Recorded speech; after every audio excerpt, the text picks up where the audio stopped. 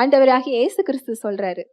அவர் சரீர பிரகாரமாக மனிதனாக இந்த உலகத்துல இருக்கும்போது அவரால் ஒரு நேரத்துல ஒரு இடத்துலதான் என்ன செய்ய முடியும்? இருக்க முடியும்.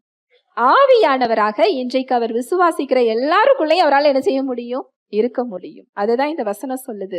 நான் உங்களுக்கு உண்மையை சொல்லுகிறேன், நான் போகிறது உங்களுக்கு பிரயோஜனமா இருக்கும். நான் போகாதிருந்தால் தேற்றரவாளன் உங்களிடத்தில் வரார். ஆவியானவருக்கு பேர் என்ன போட்டிருக்கு? தேற்றரவாளன்னா என்ன அர்த்தம் தெரியுமா? தேற்றுகிறவர்.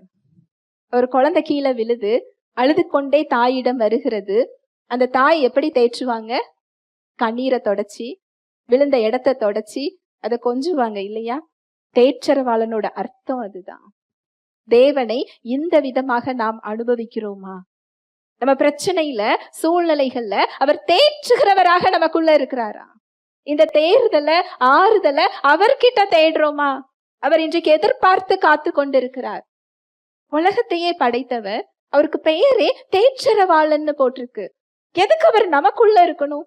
பொழுது போகாம இருக்கிறாரா? இல்ல, உங்களோட உறவாட, உங்களை பலப்படுத்த, உங்களுக்கு உதவி செய்ய, உங்களை ஆறுதல் படுத்த, உங்களை வழி நடத்த, கிறிஸ்துவை போல உருமாற்ற உங்களுக்குள் அவர் காத்து கொண்டிருக்கிறார்.